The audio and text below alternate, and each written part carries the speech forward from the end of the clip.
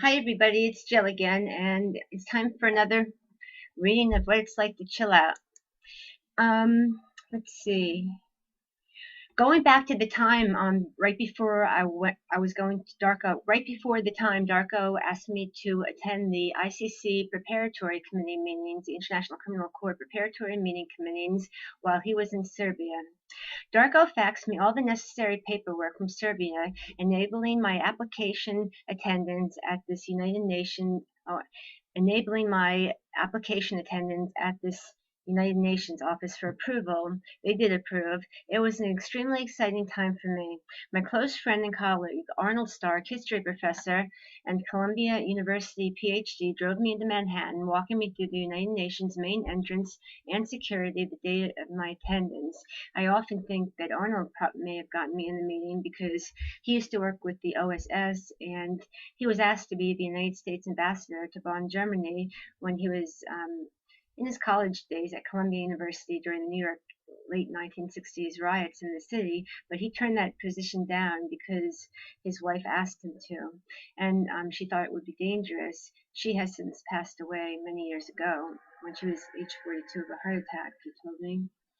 Also, many of Arnold also taught at MacArthur War College in Long Island, and he tells me all his friends were like the former Hungarian consul that was stationed in Budapest and stuff like that. And he has a lot of FBI and State Department friends, and he was always illegally getting emails and illegally, at least he told me he had copies of illegally obtained emails that Darko and I were sending each other back and forth during the time he said he couldn't keep his business and personal life separate.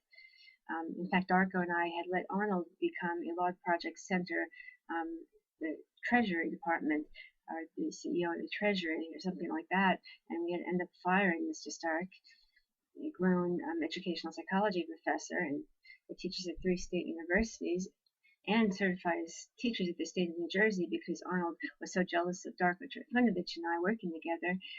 We had to fire him.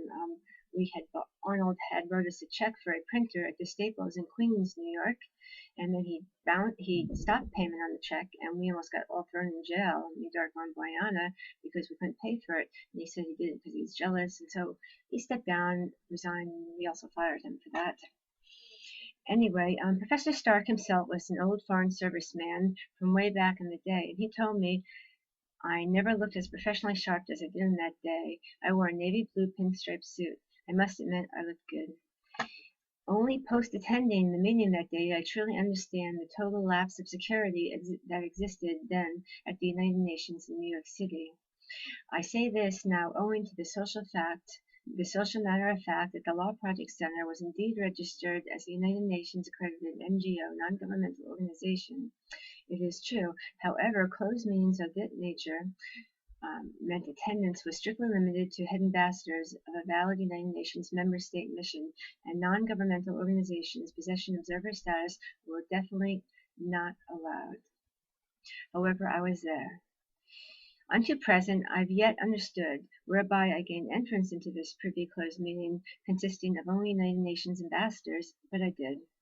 Walking to the basement floor of the United Nations building that day, I wore a visitor's badge given to me at the front desk with Arnold, in no manner indicating that I was an ambassador of a United Nations mission, least of all the Bosnian mission, as required for entrance. Totally unaware that I did not possess the necessary credentials to enter the meeting, I walked confidentially towards the entrance door and past the guard stationed outside it. The guard never bothered me to examine the type of badge I wore around my neck. I simply said, "Good day, madame." Well, actually, it was a man at the door. I think it was a black man from the African nation, if my memory serves me correctly. I said hello or good day, and they urged me to hurry into the meeting, going like this. They said, "You better hurry, everybody's sitting down," or something of that sort. So I obeyed and I hurried in and I looked for a seat, which was kind of confusing for me because it was just about time for the meeting to begin. I immediately sensed something was wrong once through the door past the guard. First, I was uncertain where to sit. As I looked around the room, everyone else had a sign in front of their seat indicating their country of origin. The Israeli ambassador sat in front of the Israeli sign, the Spanish lady sat in front of the seat indicating she represented the country of Spain. I'm going to stop here tonight, but I certainly didn't know where to sit. I looked around and I was nervous, so I asked the person next to me, which is a black man from an African nation, speaking the French dialect, what do I do?